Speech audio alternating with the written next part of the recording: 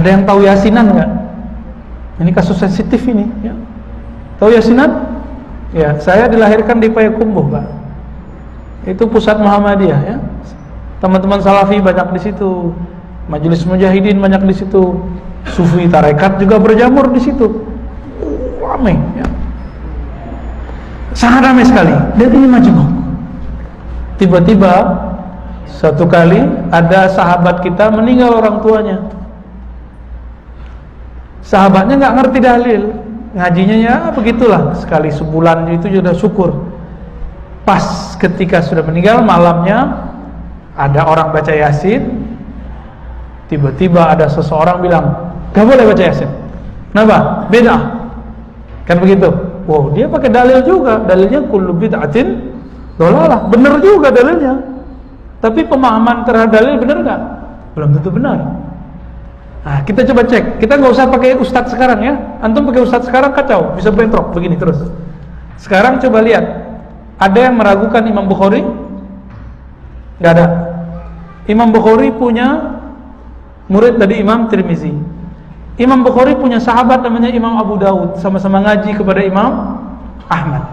Imam Ahmad itu punya murid Abu Daud. Abu Daud ini hadis-hadisnya unik. Kata Imam Ghazali, semua hadis di dalam Sunan Abu Daud bisa dijadikan dalil. Perkataan itu muncul dari siapa? Bukan dari Ghazali, tapi dari Imam Abu Daud sendiri. Maka Imam Ghazali mengatakan, orang yang ingin menjadi mufti, ahli fatwa, mesti menguasai Sunan Abu Daud, temannya Imam Bukhari. Apa kata Imam Abu Daud? Hadis yang aku tidak komentari, maka hadisnya salih. Apa arti salih? Wa ma sakattu anhu fahuwa salih. Jadi orang Mekah dapat kitabnya Imam Abu Daud. Abu Daud bukan orang Mekah, Pak, orang Sijistan. Orang Sijistan, ya. Dikirimin buku-buku itu kok ke orang Mekah kaget. Ini buku bagus sekali, lengkap. Lalu orang Mekah kirim surat ke Imam Abu Daud. Ya Aba Daud, wahai Abu Daud, hal kullu hadisin rawaitahu fi hadzal kitab sahih? Apakah semua hadis yang kamu riwayatkan dalam kitab ini sahih? Apa jawaban beliau? Wa ma sakattu anhu fahuwa salih. Yang aku tidak komentari itu hadisnya saleh. Saleh artinya apa? Boleh dipakai, boleh diamalkan, karena ada ulama salafus saleh yang mengamalkannya. Saya cek siapa sih ulama salafus saleh yang mengamalkan? Ternyata ada sahabat Nabi namanya Ghudaif. Dalam Musnad Imam Ahmad disebutkan Ghudaif ketika dia mau meninggal, dia panggil sahabat-sahabatnya untuk membacakan Yasin di hadapannya, dan setelah dia meninggal. Buka kitab Musnad Imam Ahmad, gurunya Imam Bukhari. Ini baru 2-3 kitab, Pak. Lanjut.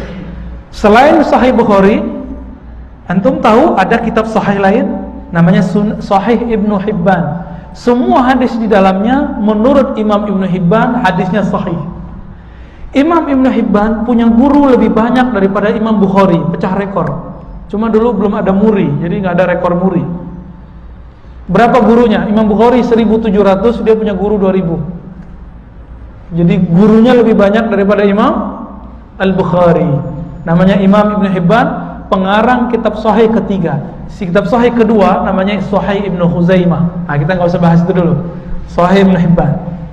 Saya teliti hadis ini, adakah hadis tentang yasinan di dalam? Ternyata ada. Adakah di Sunan Abu Daud? Ternyata ada. Tapi kenapa saya tidak dapat tradisi itu? Baca yasinan, ketemunya di Jawa, ketemunya di daerah-daerah yang baru, transmigran segala macam. Ternyata kita belum dapat hadisnya. Ibnu Hibban mengatakan dari Nabi SAW, Iqra'u Yasin ala mautakum. Bacakan Yasin untuk orang yang mati. Hadis ini saya teliti dhaif, Pak. Hadis ini menurut saya dhaif. Di rawinya, jadi silsilahnya ada 2 rawi, namanya Abu Utsman dan ayahnya. Ini orang nggak dikenal, disebut dalam ilmu hadis majhul, tidak dikenal. Maka hadisnya lemah. Karena hadis ada sahih, hasan, dhaif. Sahih, valid, hasan, bagus, dhaif, lemah. Ini hadisnya lemah menurut Dr. Ar-Razi. Kalau menurut Imam Ibn Hibban sahih. Antum ikut dokter Pak Imam, ikut penilaian dokter kemarin sore atau imam? Kira-kira ikut siapa Pak? Kalau Ustaz Alnaf ditanya gitu udah tahu jawabannya. Kalau antum kira-kira ikut mana?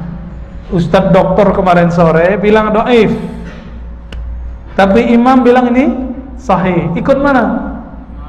Ikut imam. Meskipun saya susah menerima tradisi yasinan misalnya, tapi saya harus husnuzon bahwa di sana ada orang yang ngikutin Imam Ibnu Hibban, nggak ngikutin hasil penelitian saya. Tahu kenapa? Penilaian hadis ini sahih hasan dhaif bukan dari Nabi, tapi dari hasil penelitian ulama. Kalau yang biasa meneliti pernah kuliah, suatu penelitian bisa dibatalkan nggak dengan penelitian yang baru? Bisa Pak ya. Tapi kalau orang hebat neliti, tiba-tiba ada teri menolak ya, yang ditolak terinya. Nah, dan saya akhirnya tahu diri, maka kita tidak mengingkari Pak kalau ada orang baca Yasin atau orang mati. Yang kita ingkari apa? Merapat ya. Ada bid'ah-bid'ah di situ. Nah, jangan cuma karena persoalan sedikit ini orang kita keluarkan dari ahlus sunnah. Nah, ahlus sunnah itu ciri-cirinya dia munsif, mau membaca, oh jangan-jangan orang itu punya dalil. Nah, itu disebut husnuzan. Baik, ini penjelasan sederhana mengenai ma ana alaihi wa ashabi. Siapa yang ikut aku? Gitu.